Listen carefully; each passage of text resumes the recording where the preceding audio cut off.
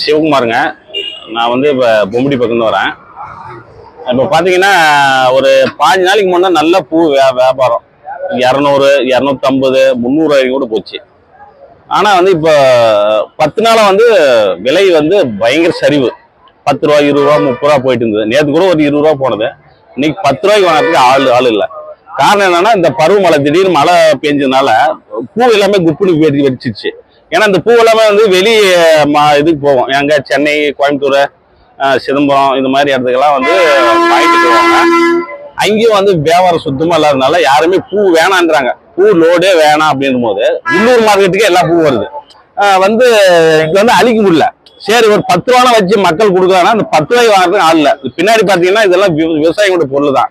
மனசு கேட்காம 10 ரூபான்னு சொல்லி கிட்டத்தட்ட ஒரு 2 டன் பூ ஒரு 20-25 ரூபாய்க்கு வாங்கி கொட்டிங்குது.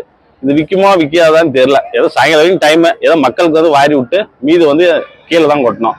இது ஒரே ஒரு எதிர்பார்ப்பு என்னன்னா, வர ஆயுத பூஜை தான். இன்னும் ஒரு 15 நாள் இருக்குது. 15 நாள்ல பூ அப்பயே விற்குமா, இல்லை இதே 10 ரூபா தான் விற்குமா என்ன ஒன்றும் தெரியல நமக்கு. ஏன்னா அன்னைக்கு வந்து வித்தாதான் ஏதோ விவசாயிங்க வந்து இப்போ விற்காத அதுக்கு ஈடு கட்ட முடியும்.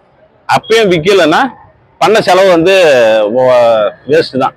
பிளே ஸ்டோர் மற்றும் ஆப் ஸ்டோரில் இருந்து பாலிமர் செயலியை QR கோடு மூலம் பதிவிறக்கம் செய்யுங்கள். செய்திகளை உடனுக்குடன் பெறுங்கள்.